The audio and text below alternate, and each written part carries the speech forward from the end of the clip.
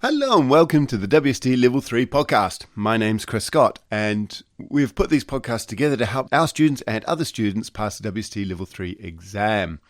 One of the things we do is we have a large amount of tasting support products that will help most students pass the tasting exam, as well as our exam questions. Our tasting support includes feedback on your tasting note, mock tasting exams, tasting masterclasses followed by tasting exam resets, as well as a guide that accompanies our audio guide to the WST SAT. Do consider our exam questions as well. We've got over 500 questions and a mixture of multi-choice and long answer exam style questions. Enjoy. Hi, my name's Chris Scott and I'm here with Arne Bercher from Bercher. How are you guys? I'm fine. We're here in the town of, and I looked it up because I was using my TomTom to get all the way here, and it's Berkheim. Berkheim, yeah.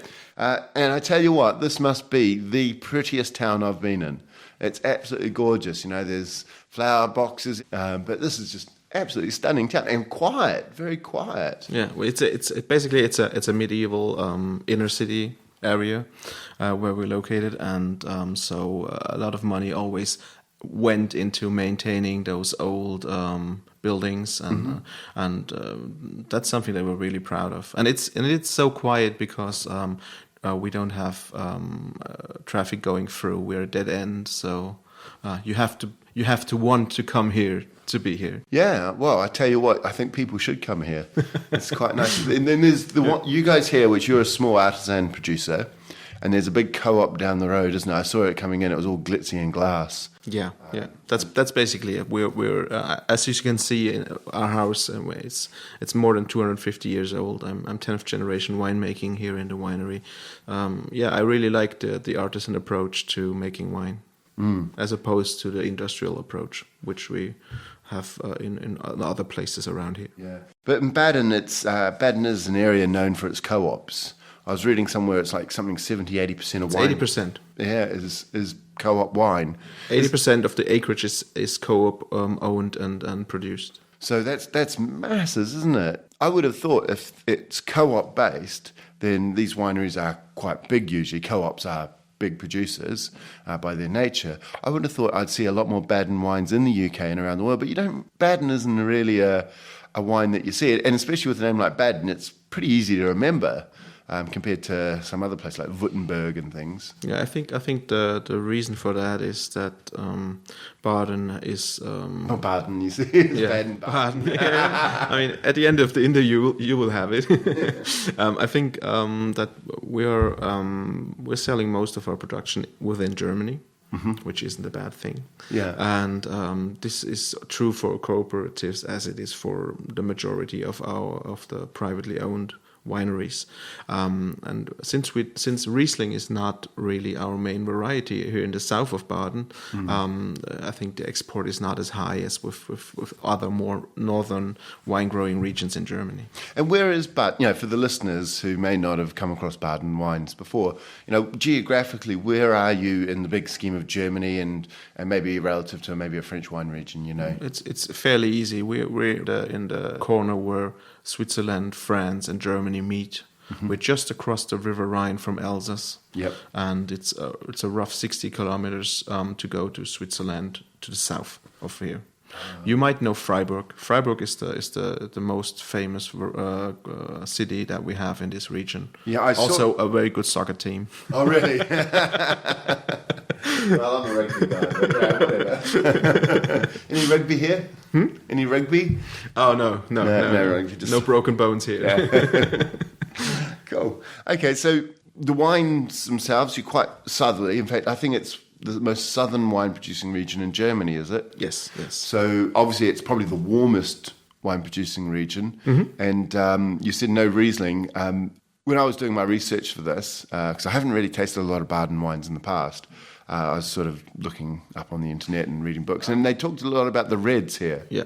I think the Pinot family, Pinot Blanc, Pinot Gris, Pinot Noir, that's our main production. But when we talk about Baden in general, we have to somewhat diversify the different regions. Because it's quite long. Baden is very long. You got it in one sentence.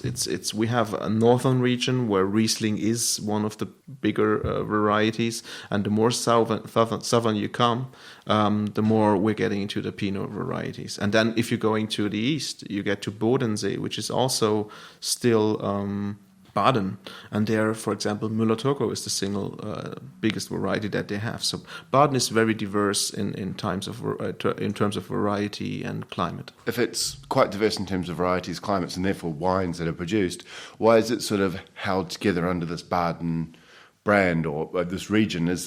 Wouldn't it be better to subdivide the region up into more homogeneous subregions? Yeah, so we do have that. I suppose what I'm getting to is it driven by the federal state type of thing? Is Baden a wine region within a state, and therefore it's classified as a wine region, a bit like how the departments in France sort of control regions? Yeah, but it's good to have Baden as a roof on top of it, and then you have the different subregions. For example, where we're located, it's Kaiserstuhl, Emperor's Seat. Depends on the whole volcanic origin, but we're getting into that, I think, later on. Yep. So we have the subregions. We have the Bodensee, we have Kaiserstuhl, we have Ortenau, we have Markgräflerland. Those are the subregions where, again, there are special varieties that are typical for that region and a certain climate that is typical for that. So Baden is basically just a roof on top of a house built of different subregions that are very diverse.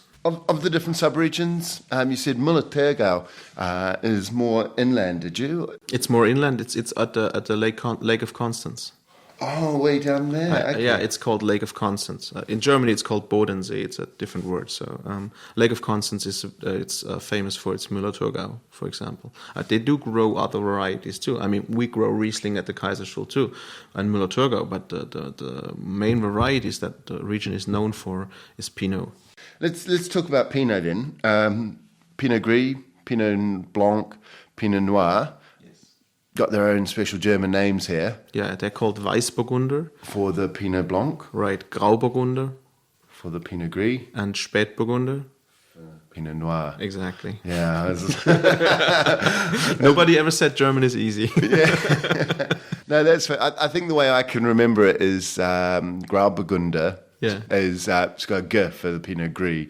And Burgunder is Pinot, really, isn't it? Yes. And then Grauburgunder is like Gris and Weißburgunder. Is Weiß like white or something? White, exactly. So that's why. So Blanc. Yeah, you get that. Cool. And Spat, is that red, is it? Or? It's called Spätburgunder because there's also a Frühburgunder. There's also an early Pinot and a late Pinot.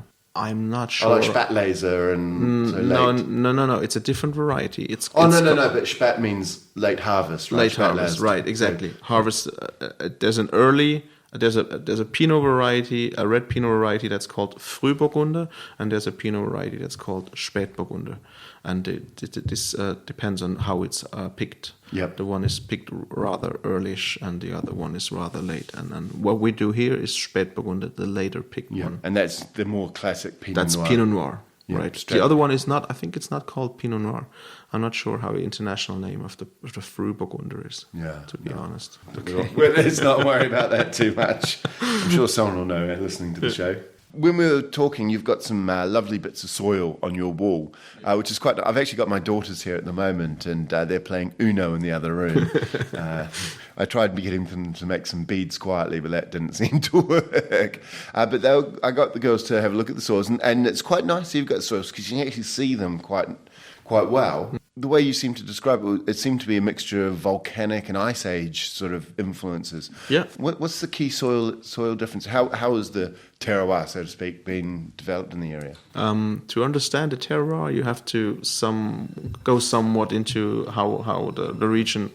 Okay, so the Kaiserstuhl is basically an inactive range of volcanoes sticking out of the River Rhine Valley, and we are located smack in the middle of the Black Forest and the Vosges, Black Forest on the German side and the Vosges on the French side. So, and the River Rhine basically just goes by. So this is just to give you a rough impression of how we're located.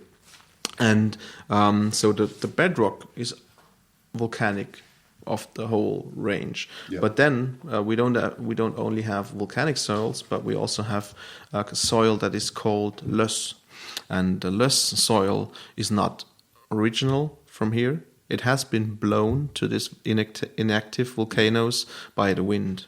So loss is just wind-blown soils usually, and they build up.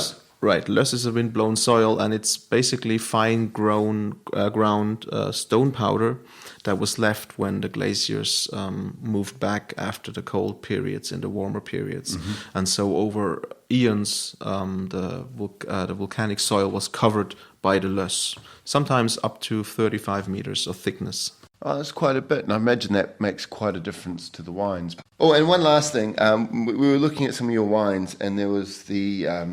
what did you call it? Grouse? It's called großes Gewächs, which is basically a similar approach to the whole high-quality, narrow origin thing that we have in France. But there's something that is different to the French approach. You have to produce this on a certain small parcel, and but what is more difficult than in France is that the wine has to be approved by a panel of fellow producers that also produce großes Gewächs. Yeah. So just if the majority of those fellow producers is stating that this is a wine fit to be a großes Gewächs, are you allowed to call it großes Gewächs? I presume all the wines are completely blind. No one knows who's... Yes, exactly. I think we'll wrap it up there, mate. Thank you very much for your time. You're well welcome. Cheers.